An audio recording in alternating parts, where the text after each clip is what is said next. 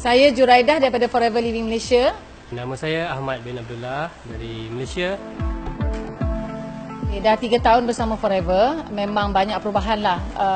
Saya dah dapat selesaikan hutang yang saya rasa dah hampir 6 tahun. Keadaan kewangan saya teruk, so saya dapat settle hutang tu dalam 2 tahun setengah bersama Forever. And hari ni saya memang enjoy time dengan anak-anak, dengan keluarga, sebab dulu saya tak ada benda tu semua. Dan yang paling best dekat Forever, saya dapat bercuti sampai 3 negara macam tahun ni, pergi sampai Barcelona, Monte Carlo dengan Rome. Memang luar biasa dengan Forever. So betul-betul rubah lah. Dulu tak pernah dapat peluang ni.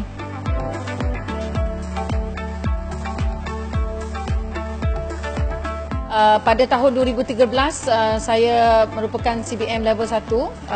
Tahun 2014 juga CBM level 1. Tapi pada tahun 2014 saya belajar banyak benda. Sehinggalah tahun 2015 saya merupakan GLT 7500cc. Dan tahun 2016 baru saya buat kami dapat 10,000cc.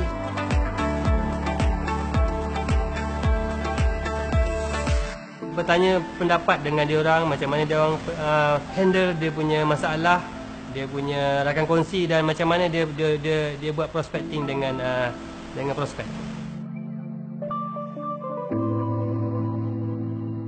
Bila saya pergi meeting di macam contoh datang CBM atau Eagle, dia akan datang dulu, so that saya akan kongsikan pengalaman saya bersama GLT dari negara lain kepada saya punya rakan kongsi, dan saya boleh berceritakan mengenai pengalaman GLT yang sudah lebih dari 20 tahun bersama Forever kepada mereka.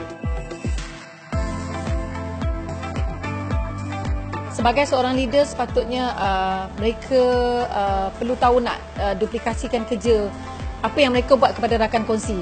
So maksudnya kalau saya nak jadi leader yang bagus, saya kena latih kawan-kawan saya untuk jadi leader yang bagus juga.